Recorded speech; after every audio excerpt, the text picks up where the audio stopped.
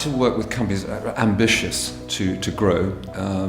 What I really try to do is to help companies go from that difficult stage. They've gone through the really hard task of setting up a business, taking on their first staff, what have you, getting their first orders and so forth.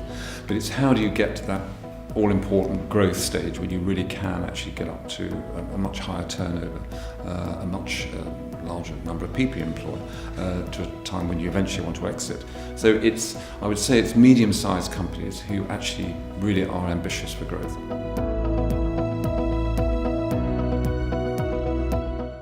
I think coaching is, if you think of the sports analogy, it's really about sort of watching people on a regular basis, actually sort of highlighting, observing what they're doing and playing back to them areas they can improve.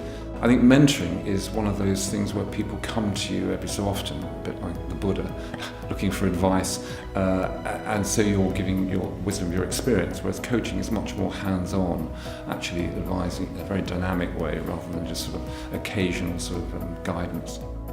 My mode of operation is to actually go into companies and actually sit at their desks, find somewhere in the operation to get to know the operation and to become part of the management team. So I'm not one of those people who just sort of turns up every 3 or 4 weeks. I'm there days at a time, whatever, half days, whatever it happens to be, is required to actually get them to actually achieve their goals and ambitions.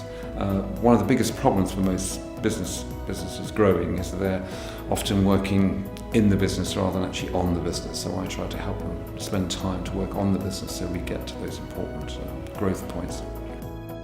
My strapline is helping business owners achieve their dreams. Now, it depends what that may be. It may be that they want the thing to grow into a FTSE 100 company and be the chairman of a huge board of directors with a massive turnover, or it may be that they want to retire in 10 years' time or 15 years. It could be a family-run business.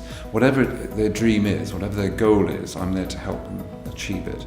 And so many people talk about these things, but they actually don't think about actually how they're going to achieve it. So that's my job, to actually make them do the things or to help them to actually do the things that will actually achieve that goal.